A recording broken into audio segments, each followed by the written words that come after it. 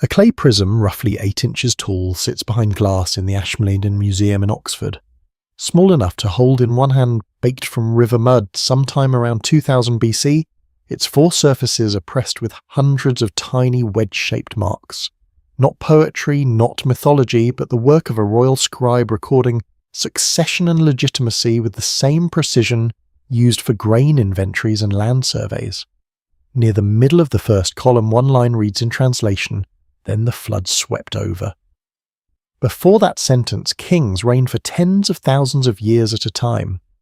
After it, they live and die like ordinary men. The same hand wrote both sections.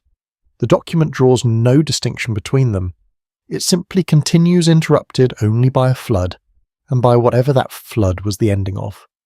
That prism is called the Sumerian King List. Tonight we move through what it may be preserving, and what quietly it cannot explain. We'll follow 3 traces the ancient record leaves behind the collapse of lifespans across 3 independent civilizations, the strange completeness of early knowledge with no traceable developmental origin, and the gradual transformation of how human beings communicated with what they called divine.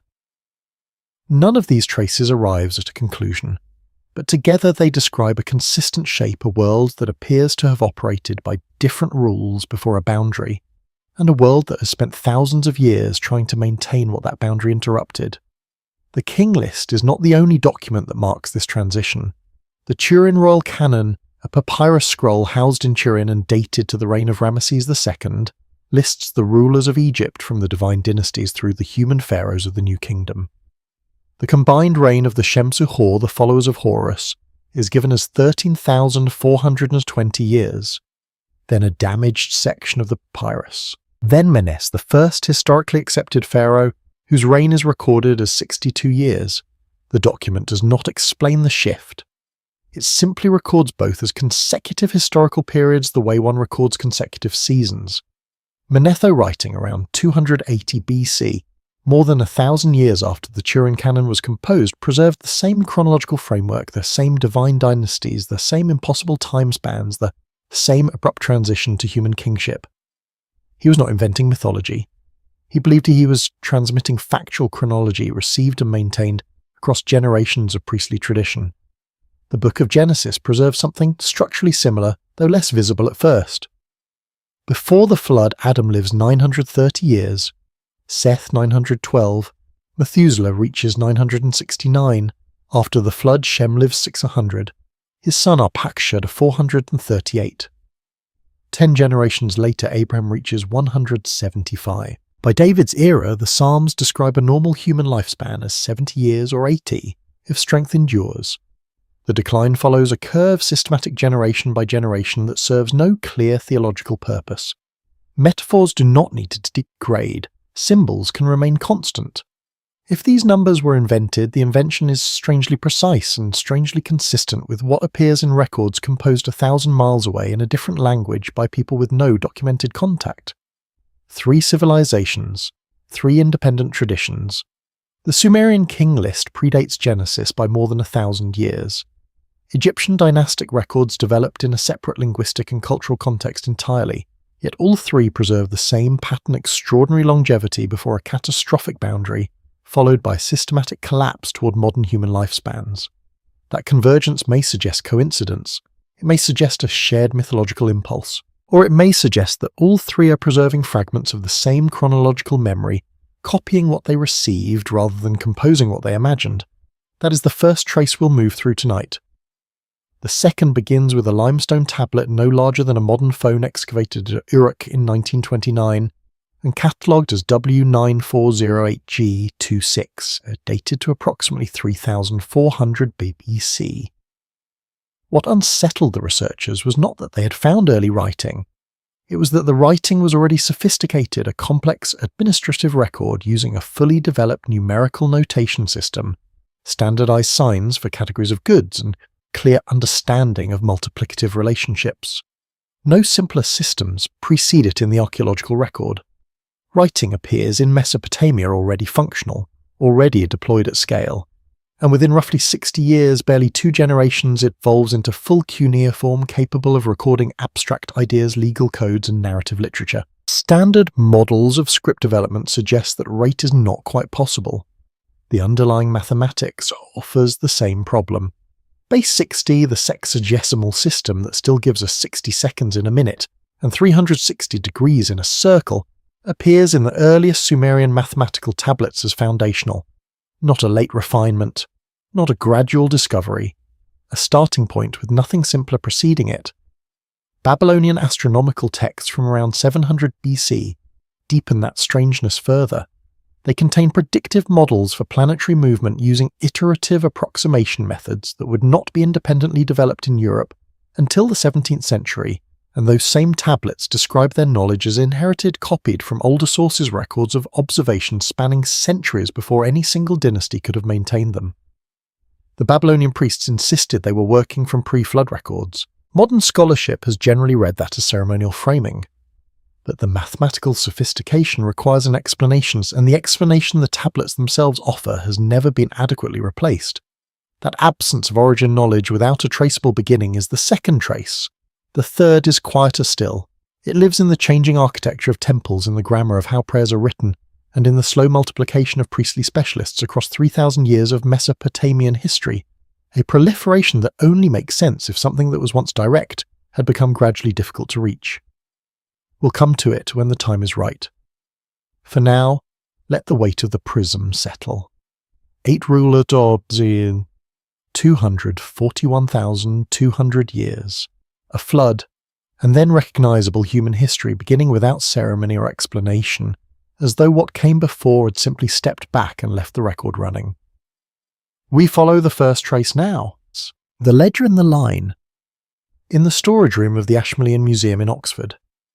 Before the prism was moved to its current display case, a conservator noted something in the handling log. The object weighs less than expected.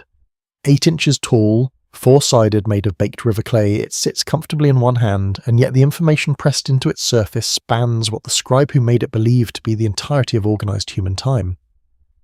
The Weld Blundell prism, excavated from the ruins of Laysa in southern Iraq, and first translated in 1906, is one of the oldest administrative documents in human possession. It is not a hymn, not a creation myth, not a prayer. It is a king list, the same kind of bureaucratic record used throughout Mesopotamian history to track succession, establish legitimacy, and organise the memory of governance into a form that could be copied, referenced, and preserved across dynasties. And somewhere near the top of its first column, without ceremony or explanation, it records that a king named Lulim of Eridu reigned for 28,800 years. The prism does not flag this number as legendary, symbolic, or approximate. It records Lulim's reign the same way it will later record the reign of Gilgamesh, with a name, a city, and a duration. The format does not change. The tone does not shift. The scribe moves through 8 rulers across 5 cities, tallying their reigns with the same precision a temple administrator might use for barley distribution, and the total comes to 241,200 years. Then a single line, then the flood swept over. And the list continues, new rulers, new cities, new dynasties, but now the numbers are different, and the detail is small enough that it is easy to move past, except that it refuses to go away. Post-flood kings reign for 600 years, then 400, then 126. The reigns compress generation by generation until they reach lengths that historians recognise as plausible for actual human lifespans. What makes the document difficult to set aside is precisely that it does not distinguish between its 2 halves. The same hand wrote both sections. The same formatting applies throughout. There is no marginal notation, no shift in vocabulary, no rhetorical signal that the scribe considered one portion historical and the other legendary. Later copies of the King List, including the Dynastic Chronicle held in the British Museum, dated to around 500 BC, confirm that ancient Babylonian scholars themselves found the numbers inconsistent between versions. Some copies listed 8 antediluvian rulers, others listed 10. Reign lengths varied, but every single version agreed that the flood marked a boundary, and that what came before it operated by rules that no longer applied after. That consistency across centuries of copying is itself a quiet thing worth sitting with. Myths, as a general rule, evolve. Details shift with each retelling. Regional versions diverge. Characters gain attributes, lose them, merge with other figures across generations of oral transmission. The pre-flood section of the King List does not behave this way. The names remain stable across thousands of years of copying. Alulim is always first. Eridu is always the first city. The structure holds, which is the behaviour not of a legend being elaborated, but of a record being preserved. The post-flood section, by contrast, shows exactly the variation you would expect at an historical material transmitted across centuries. Different dynasties emphasised different rulers, regional politics introduced quiet edits, and reign lengths diverged between copies. The two halves of the same document behaved as if they were composed of different material, one stable, one dynamic, and the line between them is the flood. The 5 cities named in the pre-flood section, Eridu, Bad, Tibera, Larak, Sippar, and Shurapak, are among the oldest settlements archaeologists have confirmed in Mesopotamia. They are not imaginary places. Their ruins are excavated. Their locations are mapped. Their stratigraphy has been studied in detail across the better part of a century. And yet none of them carries a founding narrative in the ancient sources. They appear in the King List already functioning, already organised around temple complexes, already governed as if the record was not describing the beginning of civilization, but a point somewhere deep in the middle of it, after whatever beginning had already occurred and passed beyond the reach of explanation. The Sumerian phrase used to describe what happened when kingship resumed after the flood is Nam-Lugal, usually translated as sacred kingship. The text states that after the flood, Nam-Lugal was brought down again to the city of Kish. Not founded, not invented, not established for the first time in human history, brought down again language that implies restoration, a return of something that had previously existed, in a form the scribe apparently did not need to describe, because the document treats its prior existence as requiring no argument. Pre-flood rulers hold their authority without justification, without monument, without the elaborate genealogical and theological preambles that post-flood kings attach to every inscription. They simply are in the grammatical sense existing rather than performing, possessing rather than claiming. The temple of Enka at Eridu, called the Abzu, appears in the earliest texts as if it had always been there. No construction story, no dedication ceremony, no first brick laid by any named king on any recorded morning. Later temples have all of these things in extraordinary detail. Kings describe laying the foundation, performing the sacred rituals, receiving divine approval, embedding commemorative cylinders in the corners. The earliest temples are treated as facts of geography like rivers or mountains, things that do not require an origin because their origin precedes the reach of memory. And that perhaps is where the first trace leads us not toward a conclusion, but toward an absence that the record seems to circle around without ever quite naming. Tonight, we move through what the documents leave behind and what the stones beneath the oldest cities may quietly suggest. We follow the first trace now downwards into the lowest excavated layers of the city the King List names before all others. The city that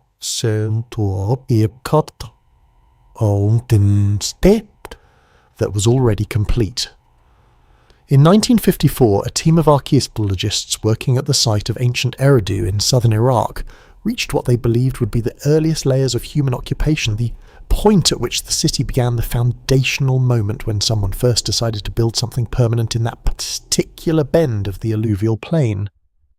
What they found instead was a temple, not a simple structure, not an experimental mud brick enclosure showing the tentative first steps of architectural thinking, but a carefully planned religious complex, with a central sanctuary offering platforms positioned with intention altar placements that implied an established liturgical tradition and walls that met at true right angles on a deliberately levelled foundation. It was called Temple 17, and it was not the first temple on that site. Beneath it were 16 earlier versions, each built directly on top of the previous one, each maintaining the same basic architectural logic as the structure above it, each showing the same competence, smaller yes, but not simpler, not more hesitant, not more experimental in any way that would suggest a culture still working out how to build. The lowest of these Temple 1 has been radiocarbon dated to approximately 5400 BC, making it among the oldest known religious structures in the world. And yet it demonstrates the same construction principles as temples built 2,000 years after it. There is no learning curve visible in the sequence. The earliest iteration does not look like a prototype. It looks like a reduction of something already understood, a smaller expression of a complete architectural vocabulary that the builders apparently arrived with rather than developed on site over generations. This is the detail that sits quietly in the archaeological literature, without generating the attention it might otherwise receive, not because scholars have dismissed it, but because the standard frameworks of cultural evolution do not have a comfortable place for it. Development is supposed to leave traces. Mastery is supposed to be preceded by failure. The sequence at Eridu does not show that progression. The same pattern appears when you move the lens slightly and look at the broader urban landscape of early Mesopotamia. Archaeological surveys of the earliest settlement layers at Uruk-Ur and Bad Tibira reveal sophisticated urban planning already in place from the lowest excavated strata, clear zoning for residential, administrative and sacred spaces organized around central temple complexes in ways that imply not just architectural skill, but a prior concept of what a city should be and how it should function. The standard interpretation offered for this is diffusion urbanism developed elsewhere, first and spread into the Mesopotamian alluvial plain from an external source. It is a reasonable hypothesis. The difficulty is that the external source has not been found. There is no city in the archaeological record that clearly predates these Mesopotamian examples and shows the developmental stages that should, under normal models of cultural transmission, have preceded them. The prototype exists in the theory but not in the ground. Göbekli Tepe in southeastern Turkey adds a different dimension to this problem. Dated to approximately 9,500 BC, more than 6,000 years before the temples of Eridu and roughly 11,000 years before the present, it consists of massive T-shaped limestone pillars arranged in circular enclosures carved with sophisticated animal reliefs that demonstrate not only technical skill but a coherent symbolic vocabulary. The pillars weigh between 10 and 20 tons. Their surfaces are worked with a precision that required both appropriate tools and the knowledge of how to use them. No simpler versions precede at the site. No practice stones. No early attempts. The enclosures appear in the archaeological record already fully realized, and the research team led by Klaus Schmidt, who excavated the site for more than 2 decades before his death in 2014, consistently noted the absence of a developmental sequence that standard archaeological models would predict.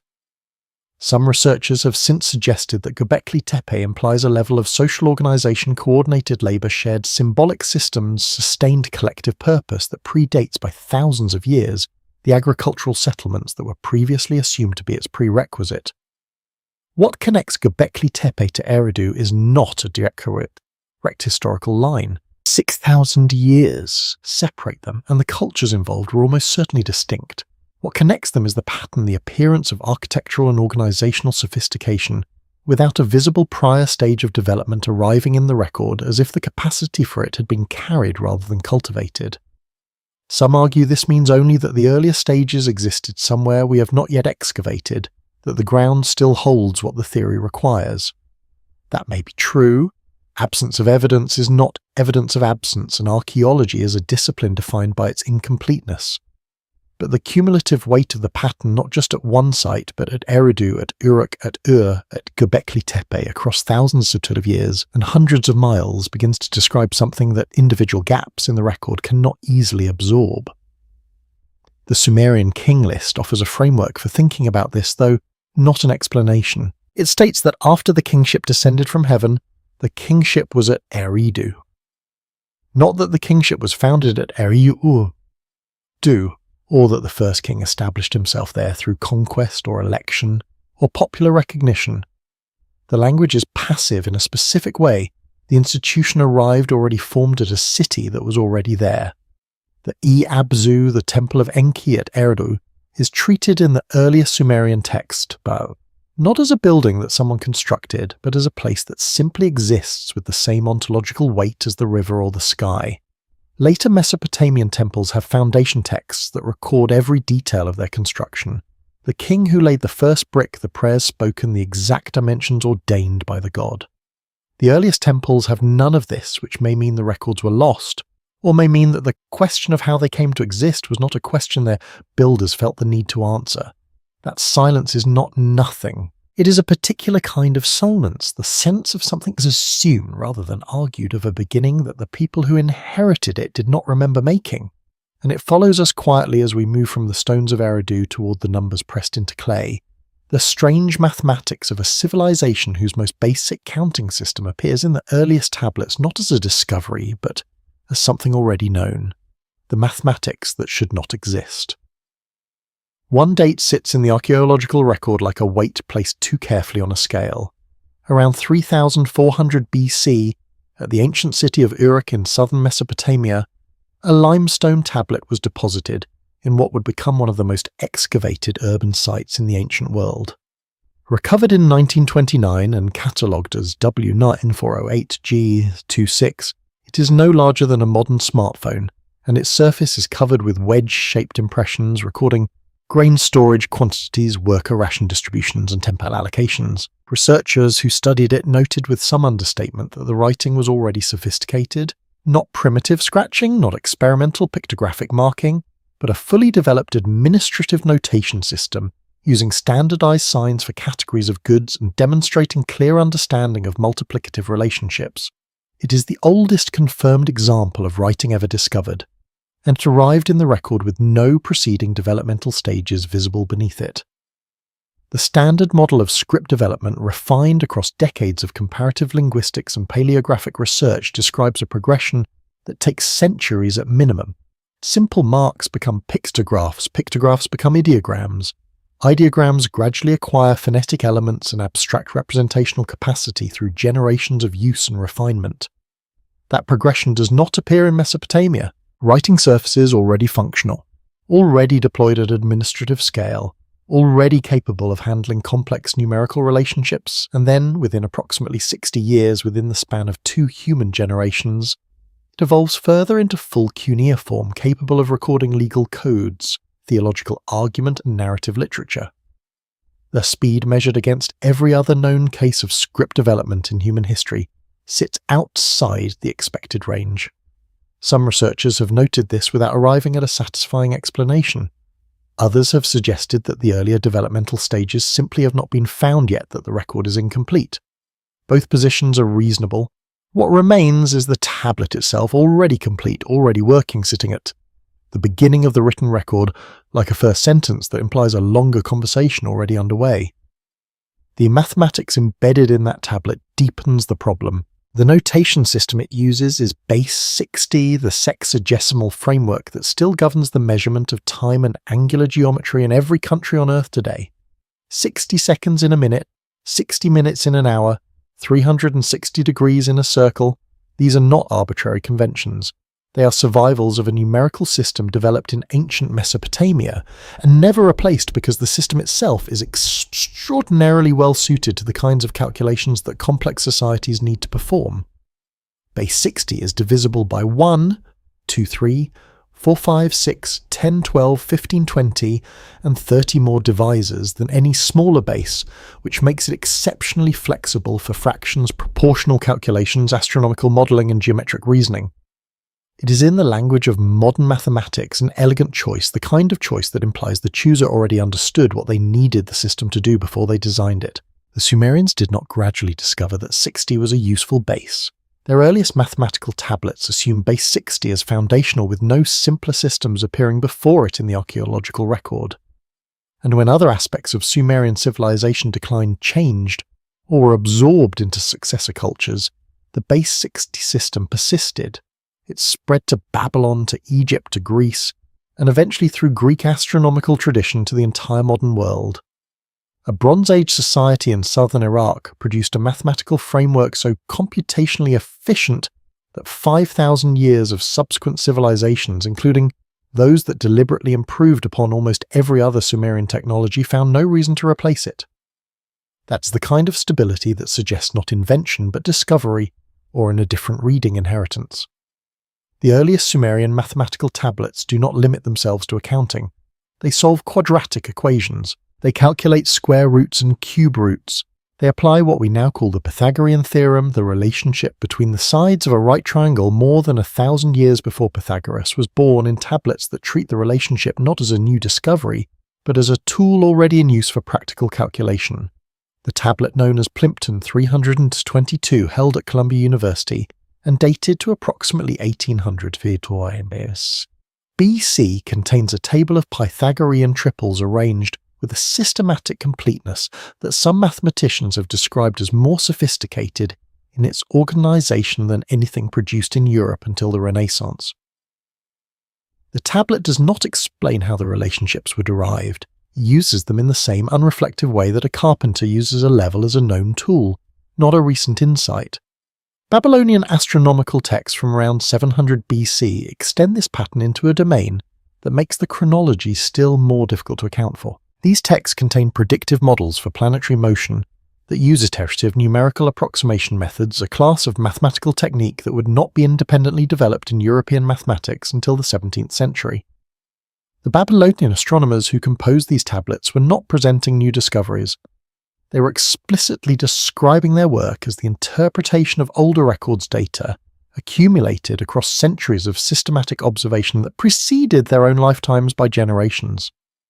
The tablets reference eclipse cycles and planetary periods of all that require hundreds of years of consistent record-keeping to establish far longer than any single dynasty or institution could have maintained without a prior tradition already in place. When Babylonian priests stated that their astronomical knowledge derived from pre-flood sources, modern scholarship has generally treated this as ceremonial framing, a way of lending authority to existing knowledge by associating it with an ancient and sacred past.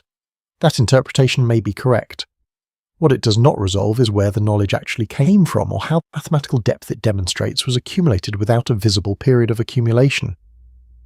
What the record describes taken as a whole is not the slow construction of a mathematical tradition from simple beginnings, but the maintenance of one body of knowledge being copied, applied, and gradually eroded at the edges as the institutional memory that originally carried it became thinner across the generations. Development, when it finally appears in the post-flood mathematical record, is incremental and human-paced, each generation building up modestly on the previous one. The initial layer does not look like that. It looks like something that arrived whole, was used with confidence for centuries, and then began very slowly to be partially forgotten. And that pattern, arrival without origin followed by gradual loss rather than gradual gain, appears not only in mathematics but in the oldest legal traditions, in the earliest astronomical archives, and in the temples themselves, whose engineering principles appear complete in the lowest layers and are never fundamentally surpassed in the layers above. We carry that thought forward now into the third trace, the one that lives not in clay tablets or stone foundations, but in the changing grammar of how human beings spoke to what they believed was listening. When the gods stopped speaking.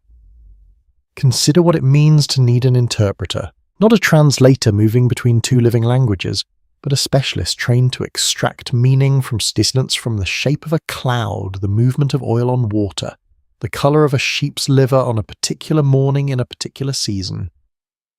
The Mesopotamian priestly class that emerged across the 2nd and 1st millennia BC was in a very specific sense a profession built around the management of distance. Its elaborate techniques, extispity, lacanomancy, astrology, dream interpretation, were not primitive superstition layered onto an otherwise rational culture. They were sophisticated systems carefully codified internally, consistent transmitted through dedicated schools, and refined across centuries. And the detail that tends to go unremarked is this: they were also entirely unnecessary if the gods had continued to communicate the way the earliest Sumerian texts say they once did. The Eridu Genesis, one of the oldest surviving Sumerian religious compositions, describes the god Enki making a decision to warn a man named Yusudra about the coming flood. The text records what follows in direct speech, unmediated, immediate. Enki opens his mouth and addresses Yusudra, telling him to tear down his house and build a boat. No dream, no omen, no priestly intermediary required to decode the message from symbolic residue. The god speaks in the grammatical form of a superior giving an instruction to someone present in the same room, the imperative voice direct address, first person to second person with nothing between them but the air, This grammatical construction appears throughout the earliest Sumerian religious texts, attributed directly to gods without any interpretive layer, as if the communication being described was understood by the scribes who recorded it to be a straightforward event. A being spoke, a person listened, and the content was clear enough to act on. The Epic of Error, composed around 800 BC and describing the god Error's anger at the city of Babylon, operates entirely differently. Error does not speak to human beings. He communicates through a dream given to a priest, who then interprets the dream's symbolic content to determine what the god intends. The priest, a figure named Kabti Ilani Marduk, describes himself as the recipient of a vision that he must decode, not a conversation he participated in, but a message he received in a form requiring translation. The god is present in the text as a source of signs, not as a voice, and the interpretive burden has shifted entirely to the human side of the exchange, where it will remain in all subsequent Mesopotamian religious literature. The Sumerian language itself preserves this shift in a form that linguists can measure. Early religious texts use the construction Namdingira when describing the nature of divine beings, a phrase that functions grammatically as a state of being like Namlugal for kingship or Namtil for life. It describes divine nature as an inherent quality, something a being simply possesses the way a river possesses water. Later texts, when human kings claim divine status, or when priests describe their relationship to the gods they serve, use a different construction dingogu, meaning something closer to my god, or as a god-possessive comparative aspirational. The grammar has shifted from description to claim, from statement to argument. Something that was once simply declared to be true now requires the work of assertion, and that grammatical distance between the two constructions maps almost precisely onto the chronological boundary that the King List marks with a flood. The tablet YBC 4644 held at Yale and dated to approximately 1800 BC is a divination manual instructing priests how to interpret the shape, colour, and markings on a sacrificed sheep's liver. It describes 63 distinct liver configurations, and the meaning attributed to each, a split in the gallbladder, indicating military defeat, a darkened left lobe, suggesting illness in the king, specific vein patterns predicting harvest failure or diplomatic success. The detail is extraordinary, the systematization complete, the logic internally consistent. What the tablet represents when placed against the backdrop of the earlier religious texts is a fully developed institutional response to a problem the gods are no longer providing direct answers, and so a method must exist for extracting approximate answers from the physical world they presumably still influence. The complexity of the system is proportional to the difficulty of the task. You do not need 63 categories of liver interpretation if a clear voice is available. You develop 63 categories precisely because the voice is not. By the Neo-Assyrian period around 700 BC, the royal court at Nineveh employed full-time diviners who filed written reports on every significant omen, observed bird flights, oil patterns on water, lunar eclipses, unusual animal births, atmospheric phenomena. The archives recovered from Nineveh contained thousands of such reports, representing an institutional investment in interpretation that was maintained continuously across multiple dynasties. The sheer volume of this effort is in its own way a form of evidence, not of what the gods were doing, but of what human beings believed they were no longer able to hear directly. The infrastructure of divination expanded across Mesopotamian history in inverse proportion to the directness of divine communication described in the earliest texts, as if the culture were building increasingly elaborate equipment to receive a signal that was growing progressively weaker. The temple architecture registers this shift in physical form. Early temples at Eridu, as the excavation sequence shows, contain large central chambers with raised platforms interpreted as seats for divine presence, and relatively little space allocated for human ritual activity. The structure was designed around an occupant. Later temple complexes, including the great ziggurats constructed during the 3rd dynasty of Ur around 2100 BC, reverse this proportion elaborate processional pathways, broad platforms for public ceremony, dedicated spaces for priestly performance, storage rooms for ritual implements, multiplied across every level. The ziggurat is not designed for a god who walks in and gives instructions. It is designed for a priesthood that performs increasingly complex ceremonies in the hope of invoking a presence that no longer arrives without being called. Something changed in the relationship between human beings and what they understood to be divine authority, and the change is legible in grammar, in architecture, in institutional structure, and in the quiet multiplication of specialists trained to manage an absence. We carry this observation forward now into the texts that remember with an unusual degree of precision the moment that absence began, the boundary that every culture remembers. A serpent emerges. From a pool of water, smells the fragrance of a plant lying on the bank and takes it. The plant disappears into the water. The man who found it sits down and weeps, not because he fears what comes next, but because he understands that what he has just lost cannot be recovered. The Epic of Gilgamesh is careful about this moment. It does not frame the serpent's theft as catastrophic or malicious. The animal simply follows its nature.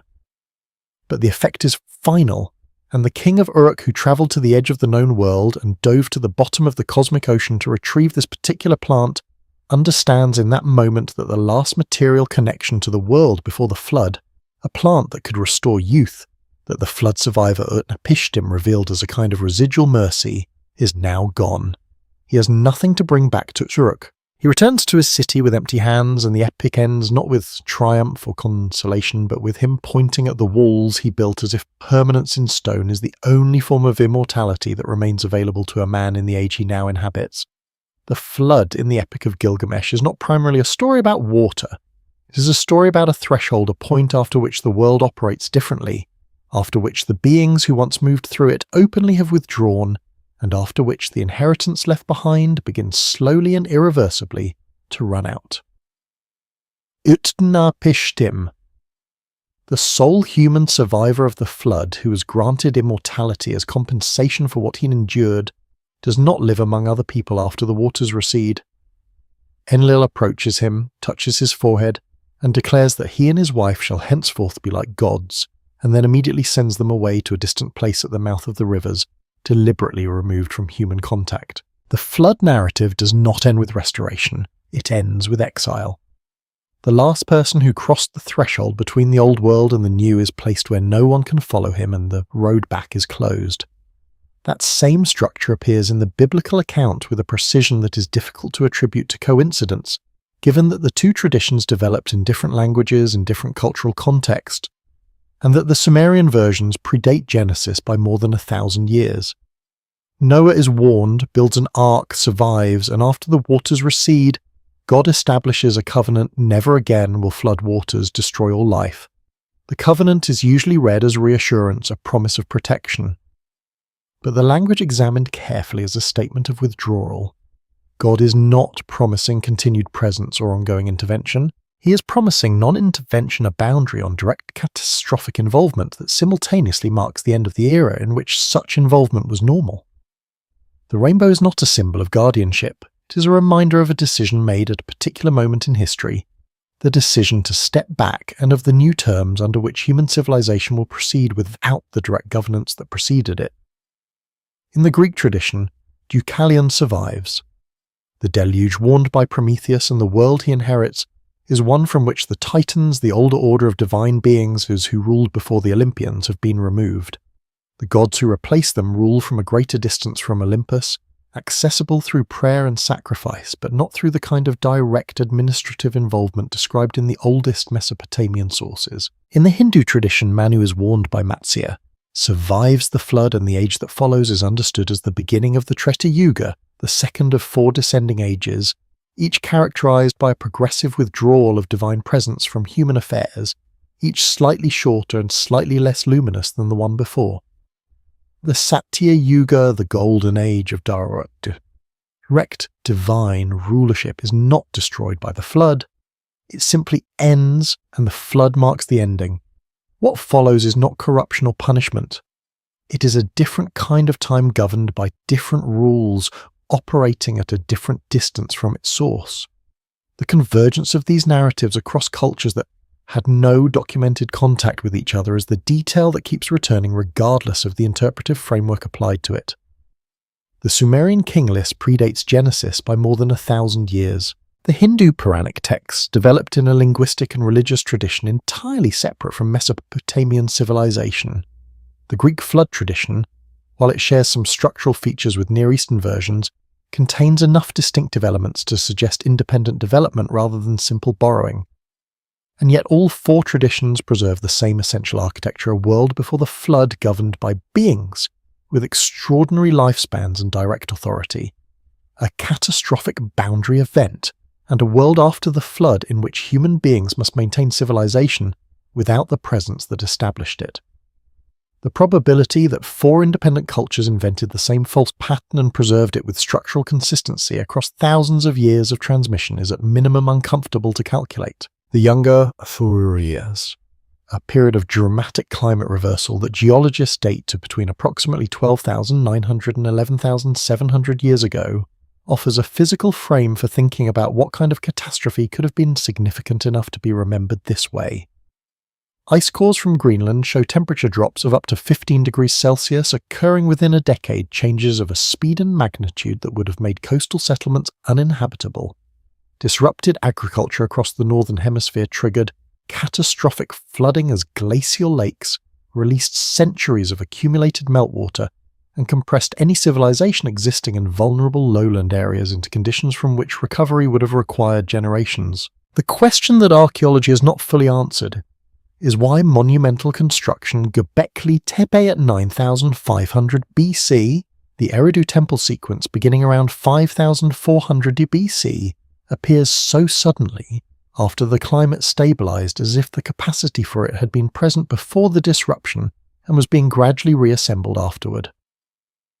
What every flood narrative preserves beneath its cultural particulars is not the memory of water.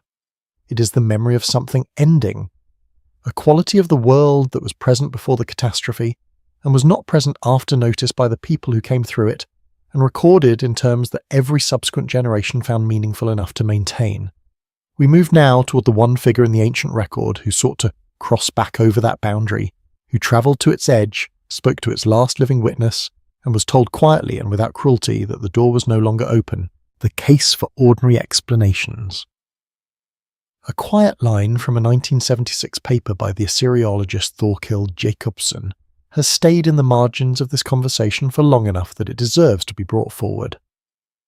Jacobsson, one of the most careful readers of Sumerian literature in the 20th century, argued that the impossibly long reigns in the King List were almost certainly the product of a scribal tradition that compressed entire dynastic periods into the lifespans of individual rulers. A common ancient practice of condensing institutional memory into biographical form of making eras legible by giving them a single name and a single number. Under this reading, Alulim's 28,800 years does not describe a being who lived for 8 SAR of 3,600 years each. It describes a period of governance associated with Eridu that was so distant, so incompletely remembered, that the scribes had no way of measuring it except in the largest units available to them. The number is not a record. It is an acknowledgement of depth and a way of saying that something very old stood here before the memory of any living institution could reach it. This interpretation is reasonable. It is internally consistent. It accounts for the mathematical regularity of the pre-flood reigns without requiring anything unusual to have occurred, and it is supported by the fact that number symbolism in ancient Mesopotamian culture was pervasive and deliberate, that the Sumerians routinely used specific numbers to communicate meaning beyond their literal value, that 7 and 12 and 60 carried theological weight that could inflect any text in which they appeared. If the pre-flood reigns are symbolic, they are symbolic in a tradition that had well-developed conventions for this kind of encoding, and reading them as literal lifespans may simply be a failure to recognize the code. Some researchers argue this is the most parsimonious explanation available, and parsimony is generally a virtue in historical interpretation. It may be natural, it may be convention. The discomfort is that the post-flood section of the same document abandons the code entirely with no explanation at exactly the boundary where other traditions also record a fundamental change, and that coincidence is harder to absorb the longer one sits with it. The second counter-argument addresses the question of architectural sophistication directly, and it is stronger than it is sometimes given credit for. The claim that Göbekli Tepe and the Eridu temple sequence appear without developmental precursors assumes that the archaeological record is complete enough to confirm an absence, and it is not. Excavation covers a fraction of the available ground. Sites are destroyed by agriculture, by construction, by the slow work of erosion and time. The simpler structures that preceded Göbekli Tepe may have been built in wood and reed, in materials that leave no trace after 11,000 years in an exposed upland environment. The earlier stages of Mesopotamian urban planning may lie beneath the water table of the modern alluvial plain, inaccessible to current excavation technology. Absence of evidence in archaeology, more than almost any other discipline, is genuinely not evidence of absence. And the history of the field is filled with discoveries that required the revision of previously confident claims about when and where human complexity first appeared. The sensible position, many researchers would argue, is not to build interpretive frameworks on gaps in the record, but to wait for the record to fill. This is a legitimate methodological caution, and yet it places the argument in an asymmetrical position, one where the pattern across multiple independent sites can always be explained by invoking the incompleteness of the evidence, while the completeness of the pattern itself is never allowed to constitute evidence of anything. At some point, the accumulation of gaps that all point in the same direction begins to describe a shape, and the shape is worth naming even if the full outline is not yet confirmed. The temples at Eridu, the enclosures at Göbekli Tepe, the mathematical tablets of Uruk, the astronomical archives of Babylon, each one individually is explicable as a gap in the record. Together they describe something that the record as it currently stands does not account for. The third counterargument is perhaps the most penetrating, and it concerns the lifespan narratives directly. The parallel decline curves in the Sumerian King List, the Turin Royal Canon, and the Book of Genesis do not necessarily indicate a shared memory of real biological conditions. They may instead reflect a shared mythological logic, the near-universal human tendency to imagine that the past was better longer, more luminous than the present, that time moves in a direction of loss, that the ancestors were closer to the divine than their descendants. This tendency appears in cultures around the world with no connection to Mesopotamia or Egypt. It is arguably a structural feature of human consciousness, rather than a historical record. The declining lifespans may be the numerical expression of a feeling, not a measurement of a fact, and the convergence between traditions may reflect the convergence of a psychological pattern, rather than the convergence of a shared memory. This interpretation has real weight. It cannot be dismissed. What it does not fully account for is the systematic precision of the decline, the fact that the numbers do not simply express long ago people lived longer, but map a specific curve across specific generations with the kind of mathematical regularity that feelings do not typically produce. Metaphors of golden ages tend to be vague in their chronology and general in their claims. These texts are specific, and the specificity is consistent across traditions that by any reasonable account should not have arrived at the same specificity independently if they were simply externalizing an internal human feeling about the passage of time. None of the counterarguments dissolve the pattern.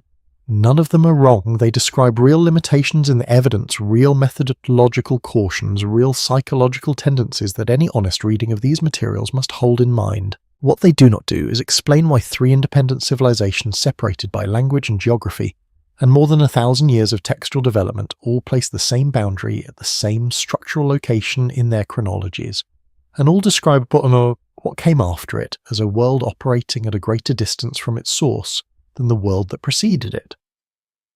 We hold that question open now and move toward the figure who understood it most clearly, because he lived closest to the edge of it. The last king, who remembered the Sumerian King List, places Gilgamesh as the fifth ruler of Uruk's first dynasty, reigning for 126 years at some point, around 2700 BC. He is not a mythological figure in the way that Alalim is a mythological remote numerical existing only as a name and a duration on a clay prism. Gilgamesh is historically attested. Later kings claim descent from him. His name appears in multiple independent sources across several centuries of Mesopotamian literature. The walls of Uruk, which the epic that bears his name describes him building, were excavated by German archaeologists in the early 20th century and confirmed to match the dimensions as the text provides. He was real in the sense that historians mean when they say a figure from the ancient world was real verifiable through independent attestation connected to physical remains referenced as a historical precedent by people who came after him and had reason to be careful about their claims. What makes him singular in the King List is his position. He stands at a particular distance from the flood boundary, close enough that the world before it was not abstract history, but living memory, passed down through a chain of individuals whose lifespans, even in their compressed post-flood form, still stretched across centuries. The kings who immediately preceded him in the Uruk dynasty reigned for 1,200 years, 900 years, 840 years. These numbers are not Elulim's 28,800, but they are not human either. They describe a world still operating in the long diminuendo after the boundary, where something of the old biological capacity persisted even as it contracted generation by generation. Gilgamesh himself, at 126 years, stands near the lower end of this transition, the point at which the numbers are beginning to approach the range of extraordinary but not impossible human longevity. He is in this sense a hinge figure early enough to remember what the old world had been late enough to understand that it was closing. The epic opens not with fear, but with confusion. Enkidu, Gilgamesh's companion and the closest thing the text gives him to an equal, dies completely permanently reduced to stillness and then to dust. Gilgamesh's response as the text renders it is not grief in the ordinary sense, but a kind of existential bewilderment. He asks, "Shall I die too? Am I not like Enkidu?" The question is not rhetorical. It is a genuine inquiry made by a man whose divine lineage his mother was the goddess. Ninsun, a designation the King List marks with the divine determinative, the cuneiform sign reserved unambiguously for gods should by the logic of the world he was born into have protected him from the finality he is watching claim his friend. His ancestors ruled for centuries. The pre-flood kings ruled for millennia. Death for beings carrying the divine nature was not supposed to be this simple or this complete.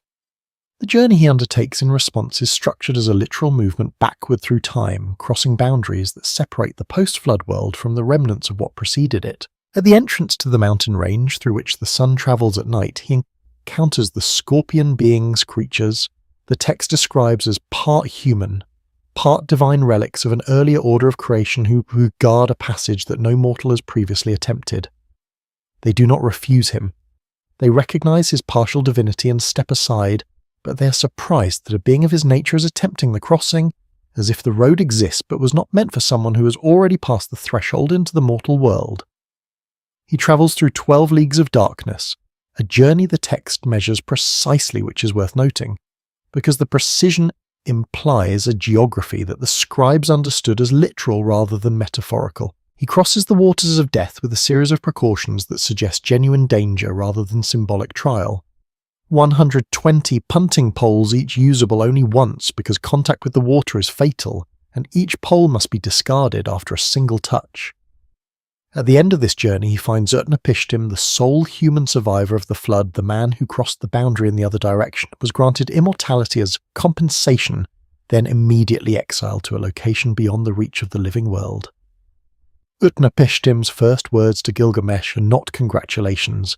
He looks at the king and asks why his face is so hollowed, why his cheeks are so sunken, why he looks like someone who's been walking for a very long time towards something that may not be there. He sees the divine heritage in Gilgamesh and sees it failing, sees the biological inheritance thinning, the centuries-long lifespan contracting toward the range of ordinary human mortality, the divine nature that once simply was becoming something that must be argued for and maintained, and is despite all effort being lost. Gilgamesh explains his quest. Utnapishtim's response is the most significant moment in the epic, and it is delivered without drama. He does not say immortality is impossible. He does not tell Gilgamesh he is unworthy. He says in the terms the text provides that immortality was a closed dispensation, a singular exception made under specific circumstances that no longer obtain. He was granted it by Enki as a form of compensation after a catastrophe the gods themselves did not fully control, and Enlil confirmed it in a moment of remorse that was specific to that moment and that moment alone. The mechanism that produced it does not function anymore. The door was not locked against Gilgamesh specifically. The door was closed when the world that contained it was sealed off from the world that followed.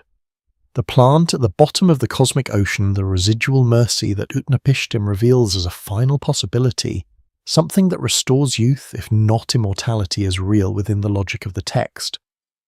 The serpent that takes it is not evil. It is simply faster, and when it sheds its skin and disappears into the water rejuvenated, it demonstrates that the plant worked. The loss is not metaphorical. The last material trace of the old world's biological logic was present in Gilgamesh's hands, and then it was not. And what he carries back to Uruk is the understanding that the walls he built are now the only form of permanence available to him that human limitation accepted without appeal can still produce something that outlasts a single life. We move now from the king who searched for the boundary to the civilizations that organized themselves around the memory of it.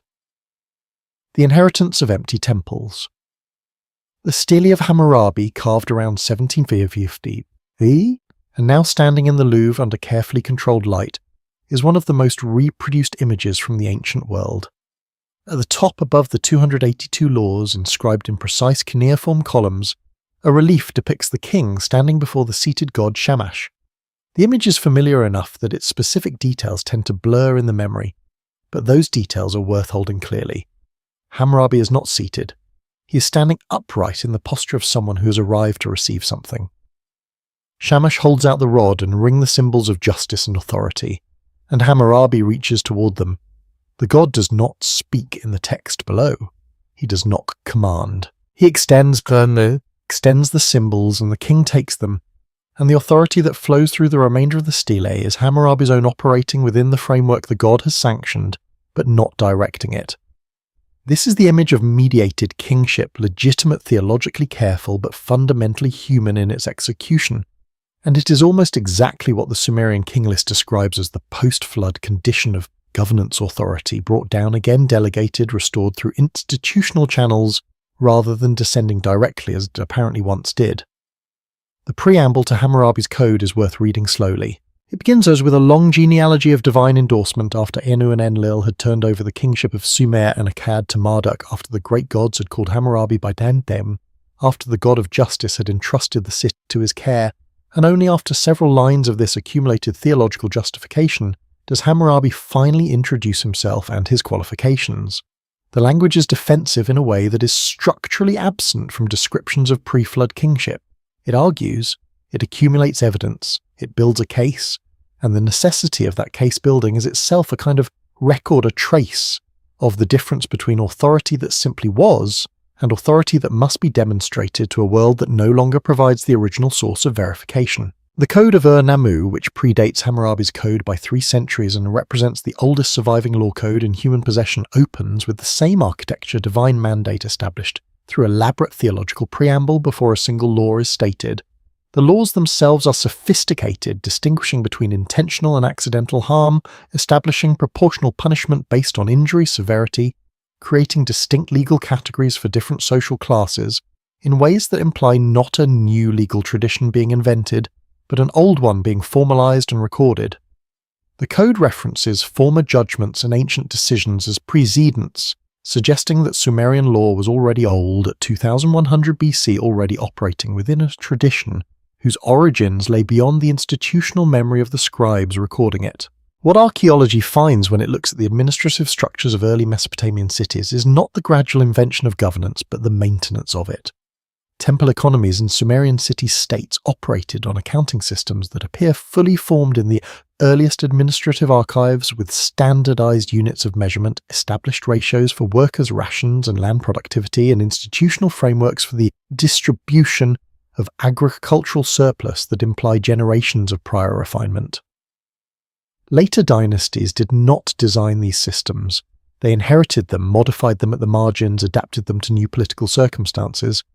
But the underlying logic, the basic architecture of how a Sumerian city organized its economic life, persists with remarkable stability from the earliest legible records through the end of the cuneiform tradition. This is the pattern of a civilization maintaining something rather than constructing something, working from an inherited blueprint whose origins are not recorded, because from the perspective of those doing the work, the blueprint was simply there when they arrived. Egyptian administrative tradition preserves the same structure in a different cultural key. The pharaonic system of nome governance, the division of Egypt into administrative districts, each with its own governor, priesthood, and economic organization, was understood by Egyptian tradition itself to predate the first dynasty to have been established during the period when the gods ruled Egypt directly, and handed to the first human kings as part of the institutional inheritance of the throne. Manetho, writing around 280 BC and drawing on temple records that extended back millennia before his own time, described the transition from divine to human governance, not as a founding moment but as a transfer, a moment when beings who had administered a complex civilization passed the administrative framework to human successors and stepped back from direct involvement. The human pharaohs who followed did not build a new system. They maintained the one they received, framing every innovation as restoration rather than invention, every reform as a return to the principles of the first time.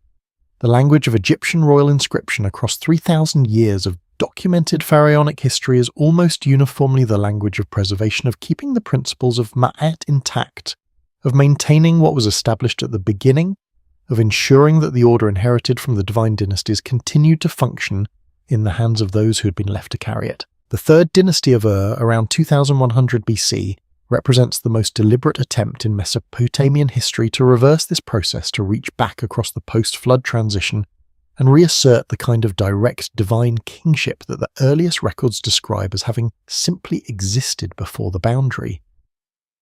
The kings of this dynasty, particularly Ur-Nammu and his son Shulgi, built the great ziggurats, commissioned hymns describing their own divinity in the older grammatical construction Namdingira, divine nature, as a state of being rather than a claimed title, restructured the entire administrative apparatus of southern Mesopotamia around their godlike status, and invested extraordinary resources in the ceremonial and theological infrastructure of divine kingship. Shulgi in particular cultivated a reputation for superhuman capability, claiming in royal hymns to have run from Nippur to Ur and back in a single day, to have mastered all the scribal arts, to have received direct divine instruction in ways that later kings did not claim. The dynasty lasted 3 generations. After its collapse, no Mesopotamian ruler seriously attempted to claim divine nature in the older sense again. Kings remained beloved of gods appointed by gods operating under divine mandate, but the claim to divine nature itself, the assertion that the king was not merely sanctioned by divine authority, but constituted of it, quietly disappeared from the record. What replaced it was increasingly elaborate ceremony, the outward forms of divine kingship maintained with growing complexity as the underlying claim became less tenable, the rituals preserving in their structure a memory of what they were designed to invoke, even as the presence they were designed to invoke became less available to them. We move now toward a question that this trajectory of ceremony and absence eventually forces not what was lost, but what against all expectation was preserved. What the priest did not understand. Somewhere in the temple archives of Babylon around 500 BC, a priest was copying a liturgical text in a language he could not speak. The language was archaic Sumerian, a form of the tongue that had not been used in daily life for more than 1,000 years, displaced first by Akkadian and then by Aramaic, as the living languages of Mesopotamian civilization moved on.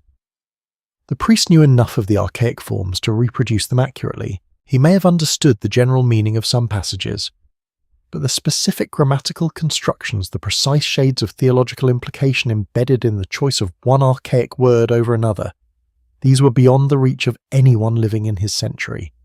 And yet he copied the text with care, with the attention of someone who understood that accuracy mattered, that the words had to be preserved exactly as they had been received, because their efficacy, whatever their efficacy was, depended on their exactness.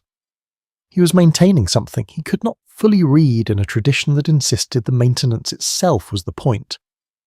This practice was not unusual in the ancient world, but its particular form in Mesopotamia carries a detail worth examining. Temple liturgies in archaic Sumerian were preserved and performed across more than 2,000 years of active religious practice from the period when Sumerian was still a living language through the entire Babylonian and Assyrian periods and into the Hellenistic era, long after the culture that produced them had been absorbed into successive empires.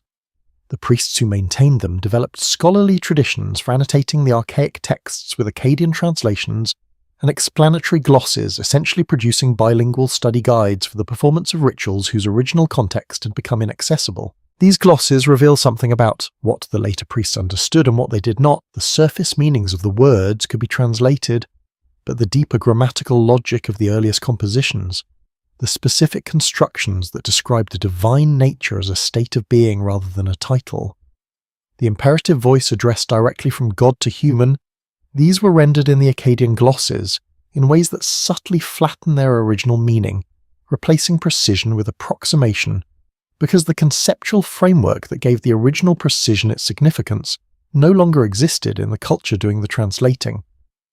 The Babylonian astronomical tradition preserves a parallel form of this same dynamic. The texts that contain the most sophisticated mathematical models for planetary prediction, the ones using iterative approximation methods that would not be independently developed in Europe for another 15 centuries, explicitly describe themselves as interpretations of older observational records.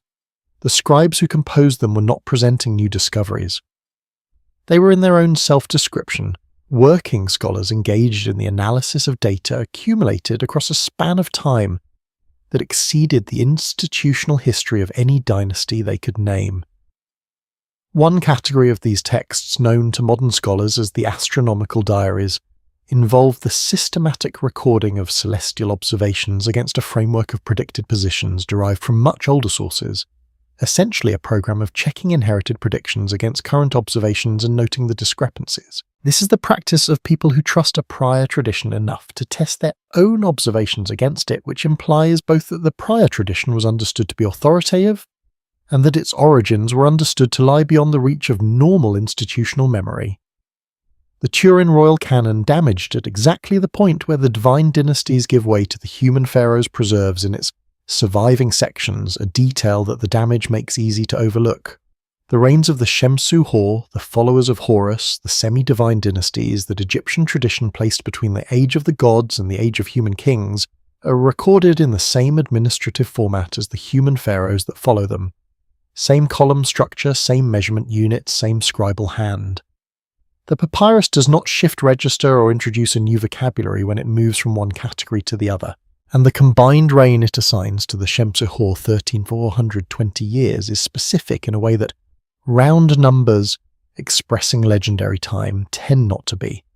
It is not 10,000 or 15,000 or an indefinite many thousands. It is 13,420, a number precise enough to suggest that someone at some point in the transmission of this document believed they were working from a source rather than estimating a duration.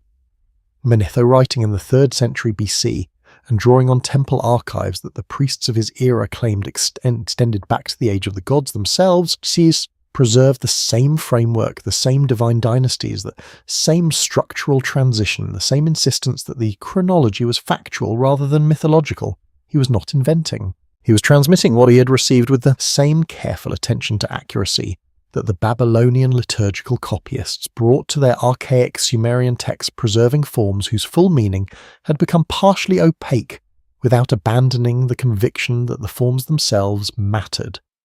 What connects these practices across different cultures and different millennia is a particular relationship to inherited knowledge, one defined not by understanding but by faithful reproduction, by the maintenance of precision in the absence of full comprehension, by the sense that what has been received is more important than what can be explained.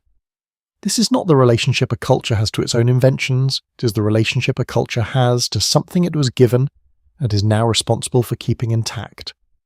The Babylonian priests performed rituals in a dead language because the rituals predated their ability to fully understand them. The Egyptian temple traditions maintained chronological frameworks that stretched beyond any living institutional memory because the frameworks were understood to have been received from a prior order whose authority remained binding even in its absence. The earliest Sumerian mathematical tablets applied techniques whose derivation is nowhere recorded because the derivation was apparently not the point the application was, and the application had been inherited already complete. The pattern across all of these examples describes the same shape knowledge carried forward past the point of full understanding maintained with increasing effort as the original context recedes, preserved in institutional form even as its living meaning becomes harder to access. It is the pattern of an inheritance being administered by people who did not witness the original transaction, who know what they received, who understand its value well enough to protect it, but who have lost access to the full account of where it came from and what it was originally meant to do. We move now toward the question of what that inheritance in its broadest form actually consisted of and what it suggests about the civilization that may have passed it forward. The shape of what was left behind. There is a specific quality to ruins that were not built by the people who used them. It is different from the quality of ruins that were built, used, and then abandoned. Those carry the logic of their original purpose even in their decay, the architecture still legible as the expression of the culture that raised it. The other kind, the kind inherited rather than constructed, tends to show a different pattern of use spaces that are maintained without being fully understood, structures whose original function has been partially displaced by the functions later, occupants assigned to them, dimensions and orientations that serve purposes no longer obvious to the people working within them, but preserved because the structures themselves are too authoritative to alter. Archaeologists recognize this pattern when they encounter it, though they do not always name it directly.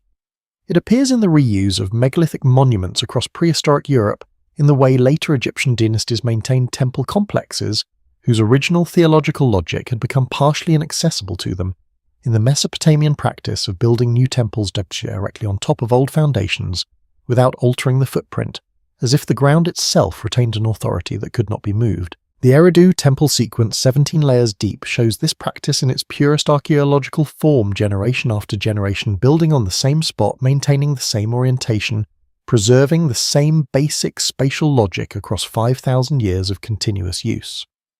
What the post-flood civilizations of Mesopotamia, Egypt, and the ancient Near East appear to have inherited falls into roughly 3 categories each, of which shows the characteristic pattern of the arrival without origin, followed by the gradual erosion at the edges, as the institutional capacity to maintain full understanding declined across the centuries.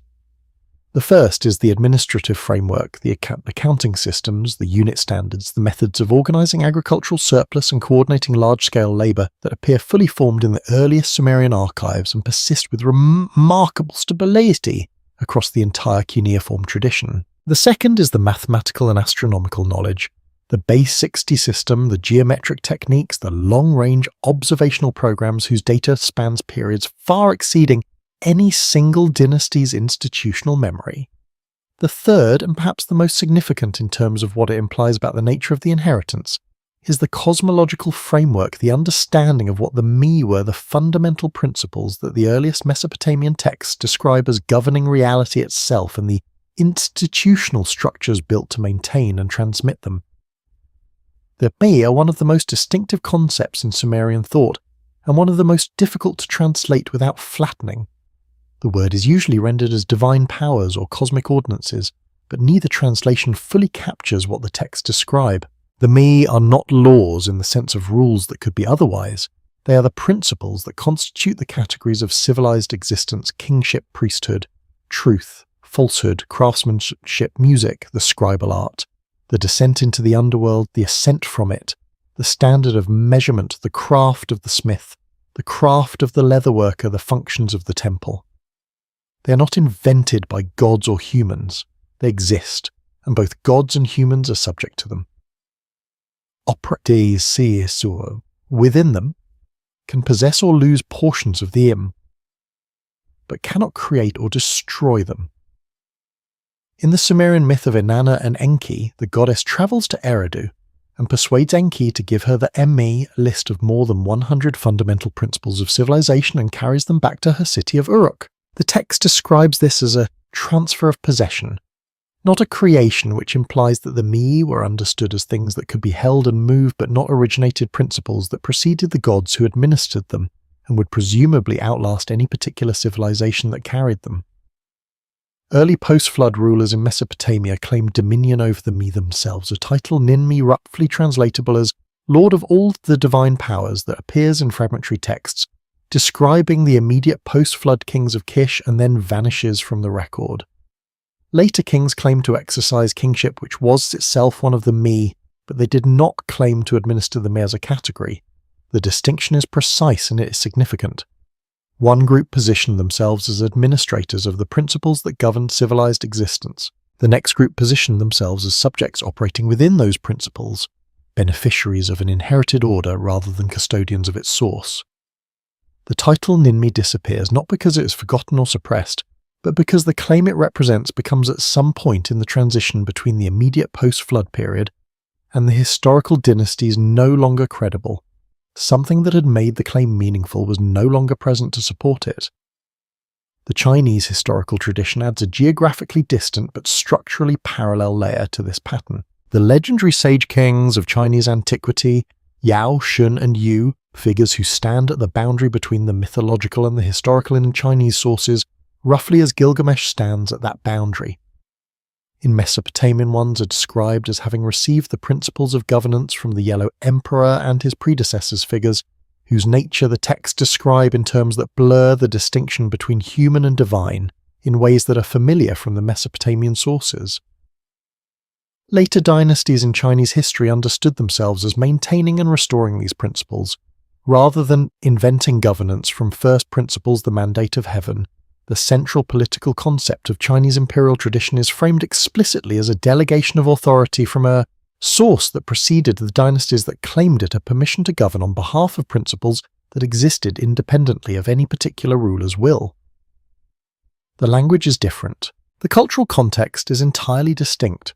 The structural logic is the same: authority understood as inherited from a prior order, governance understood as maintenance rather than creation, the ideal of rulership anchored to a model that was established before living, institutional memory, and preserved in fragmentary form through the traditions that came after. What the inheritance amounted to in practical terms was a set of frameworks, mathematical, administrative, cosmological, architectural, that allowed the civilizations that received them to organize complex societies with a degree of efficiency that their own developmental histories taken alone do not account for. The frameworks worked. They were used, maintained, partially understood, partially transmitted forward, and gradually as the centuries accumulated and the distance from the original source grew longer, partially lost. The base 60 system survives intact because its mathematical utility is self-evident to anyone who uses it. The cosmological framework of the ME survives in increasingly abstract form, preserved in ritual and theological tradition, but losing its practical administrative dimension as the institutional context that gave it operational meaning dissolved. The understanding of why the temples were oriented as they were, why the dimensions were chosen as they were, why the astronomical observations were organized around the specific cycles they tracked, these recede into the accumulating distance between the inheritance and the people doing their best to maintain it. We move now toward what that distance looked like from the inside, from the perspective of the people who understood, at least in outline, that they were maintaining something they had not built. The long memory of absence. There is a phrase that appears in Mesopotamian religious texts of the first millennium BC with enough regularity to constitute something close to a refrain. The phrase is usually translated as "when the gods dwelt among us," past tense. Always past tense, invoking a condition that the writers understood to have obtained at some prior time and to no longer obtain in their own. The phrase is not used in lamentation. It does not appear in the context of mourning or complaint. It surfaces in liturgical texts in the preambles, to ritual instructions in the theological justifications for ceremonial practices, always as point of reference, a marker of the time from which the current practice was received, an acknowledgement that the form was being maintained was established under conditions that no longer prevail. The priests who wrote and copied these texts did not consider themselves to be living in a diminished world in any simple sense. They performed their rituals with conviction, they maintained their traditions with care, but they preserved in the grammar of this recurring phrase an awareness that something had changed, that the world in which they operated was structured differently from the world in which the forms they were maintaining had originated. This awareness runs beneath the surface of ancient Near Eastern religious culture like a current that the official theology never directly acknowledges, but never fully submerges. The official theology of Mesopotamia maintained, across 3,000 years of institutional religious practice, insisted on the continued presence of the gods present in their temples, accessible through correct ritual, responsive to properly performed ceremony. The theology was sincere. It was not performed cynically or maintained under duress. The priests believed in what they were doing, but running parallel to this official insistence on divine presence was the evidence of the increasing complexity of the interpretive infrastructure, the 63 liver configurations, the thousands of omen reports filed at Nineveh, the elaborate processional rituals performed on the ziggurat platforms, which only makes sense if the presence the theology insisted upon was in practical terms increasingly difficult to reach. The official position and the institutional practice tell slightly different stories, and the gap between them is the shape of the absence that the phrase "when the gods dwelt among us" quietly names without quite confronting. The Book of Job, composed in a different cultural context but drawing on the same broad Near Eastern intellectual tradition, gives this tension its most direct literary expression. Job's complaint is not that the divine does not exist. His complaint is that the divine no longer engages in the way that the earlier tradition implied it did, that the direct, responsive, morally legible relationship between divine authority and human experience that the covenantal theology promised has, in the actual experience of his life, been replaced by silence and apparent indifference.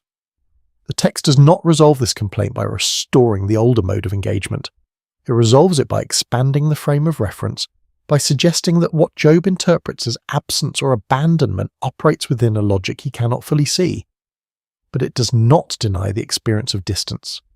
It takes it seriously as the central problem of the religious life in the world that follows the boundary, the world in which direct access to the source of authority has become mediated, uncertain, requiring interpretation and faith precisely because it is no longer simply present. The Hindu tradition approaches the same problem through its cosmological framework of the 4 yugas, the descending ages of the world, each shorter and less luminous than the one before, each characterized by a progressive thinning of the divine presence in human affairs.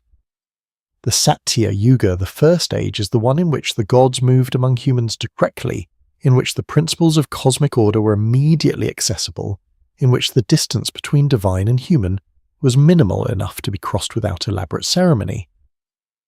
Each subsequent age increases that distance. The Kali Yuga.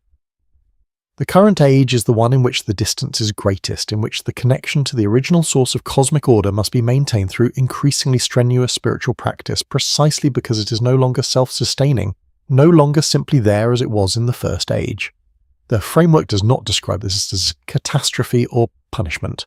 It describes it as the natural trajectory of time itself, a structural feature of how the universe moves, which is in its own way a more unsettling account than punishment would be, because it removes the possibility of moral remedy. The distance is not the result of human failure that could be corrected by human improvement. It is the shape of the age, and the age will not end through any effort that occurs within it. What is striking about the convergence of these frameworks, Mesopotamian, Biblical Hindu, and to a lesser extent Greek and Egyptian, is not simply that they all describe a prior age of direct divine presence followed by an increasing distance. It is that they all describe the people living in the later ages as knowing about the prior age, preserving memory of it, structuring their religious and political institutions around the attempt to maintain some form of connection to it. The priests at Babylon, performing rituals in archaic Sumerian they could not fully read, were not pretending the gods had never left. They were maintaining the forms through which contact, however attenuated, might still be possible, working from the assumption that the original connection, however thinned by time, had not been entirely severed, and that the preservation of the correct form was the best available means of keeping it open. This is not the behaviour of people who believe they have invented their religious tradition. It is the behaviour of people who believe they have received it, and who understand that what has been received can be lost through carelessness, in a way that it cannot be recovered through invention. The Gilgamesh epic ends with the king standing before the walls of Uruk, pointing at them at their fired brick construction, their dimensions, their permanence. The text describes him inviting his boatman to examine the foundation tablet buried in the cornerstone, a copper box containing a written account of the city and its history. The walls are his answer to Utnapishtim's demonstration that immortality is no longer available to him.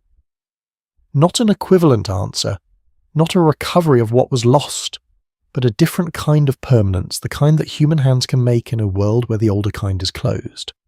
The detail of the copper box is quietly significant. Gilgamesh is not only building, he is recording, placing the account of the city inside the city itself, ensuring that what was done here will be legible to whoever comes after, that the memory of it will survive the individuals who made it. He is in the most literal sense creating an archive. and the impulse behind it, the desire to preserve against loss to maintain a record past the point of personal survival, is the same impulse that produced the Sumerian King List, the Turian royal canon, the Babylonian astronomical diaries, and the liturgical texts copied faithfully in a language no longer spoken. It is the impulse of people who understand that they are custodians of something that preceded them, and that they will not be the last ones to need it. We carry that impulse forward now into the final question, not what was lost at the boundary, but what the boundary itself might mean for the long story we have been calling human history. What remains when the record goes silent? The clay prism in Oxford does not change.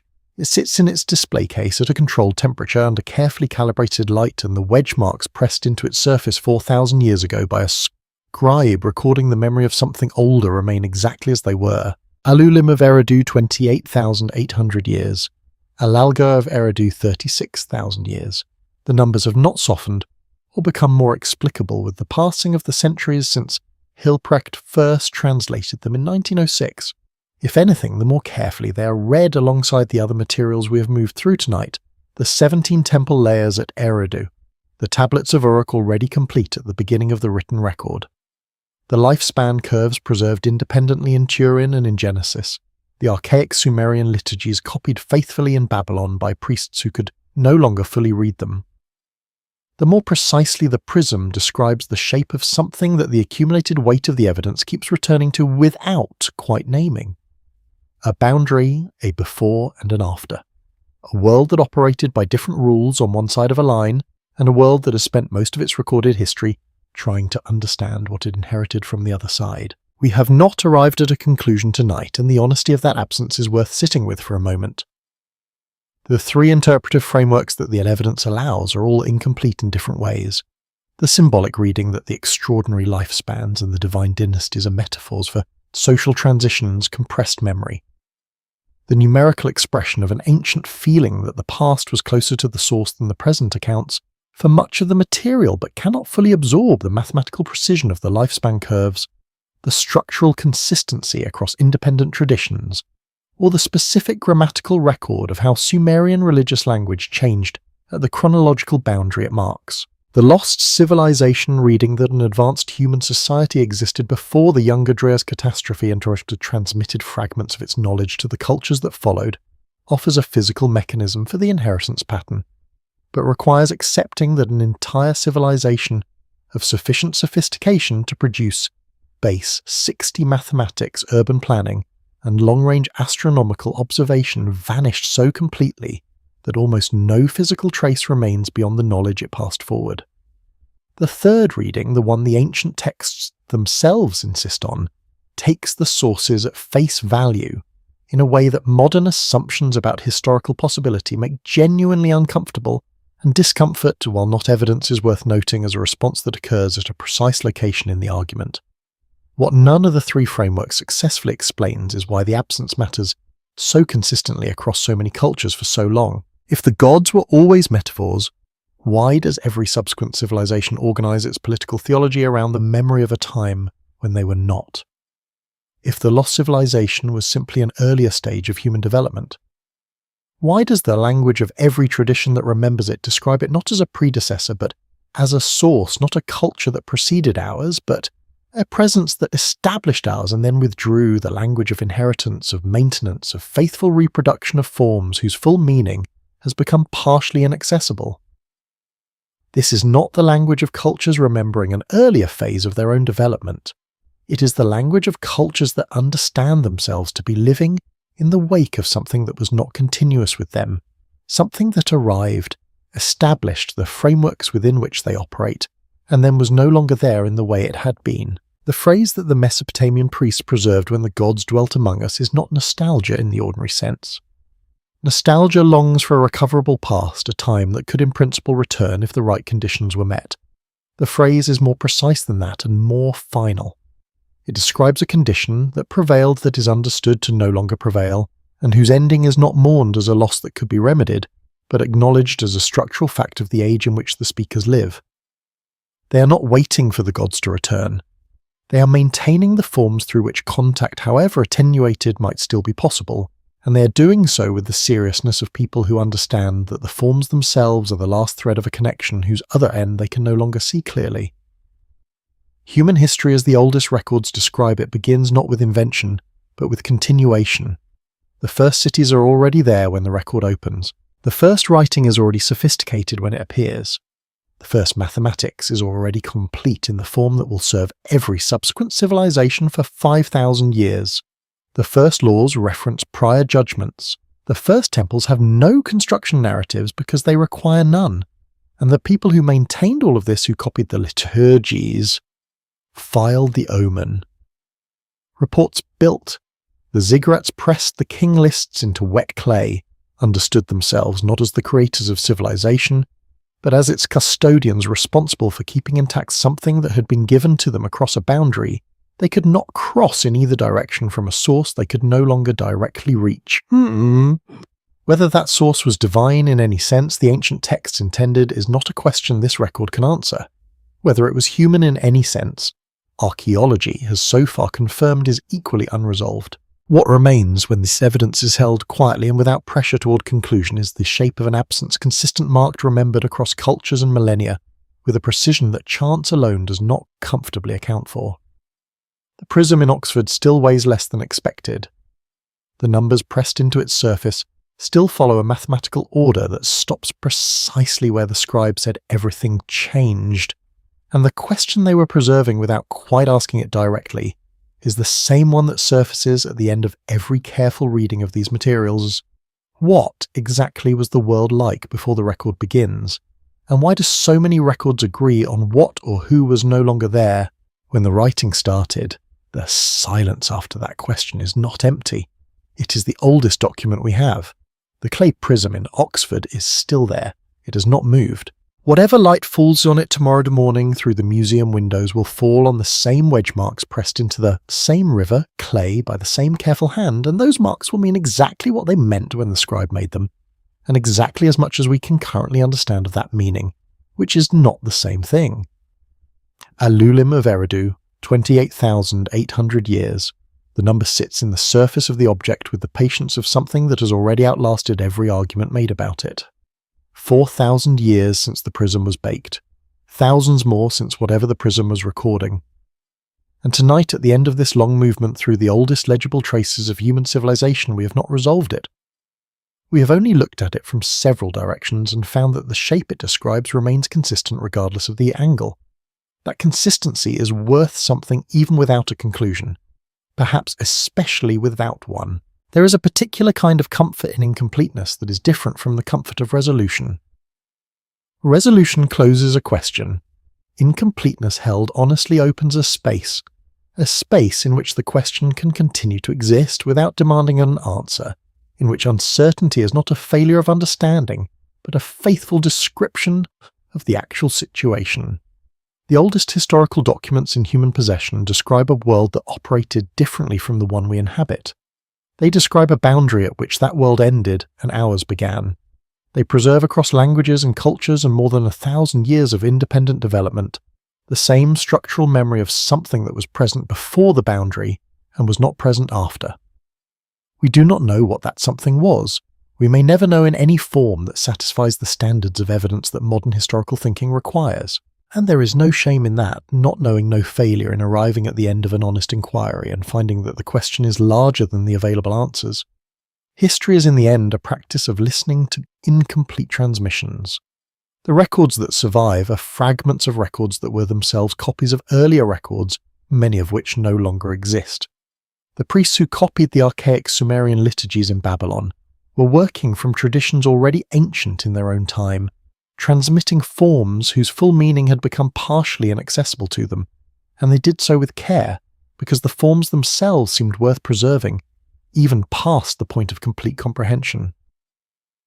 We are tonight doing something not entirely different, moving through what remains, holding what has been passed forward, acknowledging that the full account is not available, and that the fragments arranged with patience still describe a shape worth attending to. The clay prism will still be there tomorrow. The question it carries will still be open. That is not a problem to be solved before sleep. It is simply the condition of standing near something very old and listening carefully to what it does and does not say. There is one detail small enough to pass without remark that has stayed with us since the first chapter. The conservator who handled the well-blundelled prism noted that it weighs less than expected.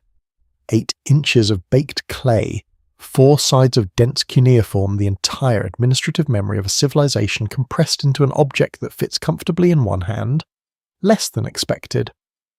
Perhaps that is what the oldest knowledge is like, less heavy than we imagine it should be, more portable than its implications suggest.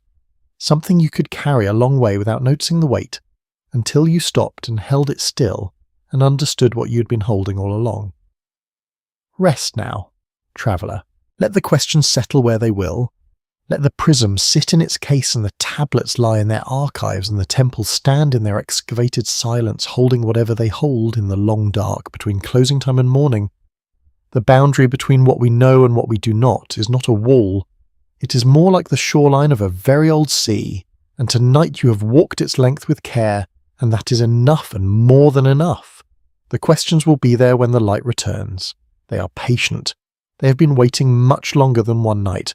Sleep well and deeply and without urgency. The record will continue.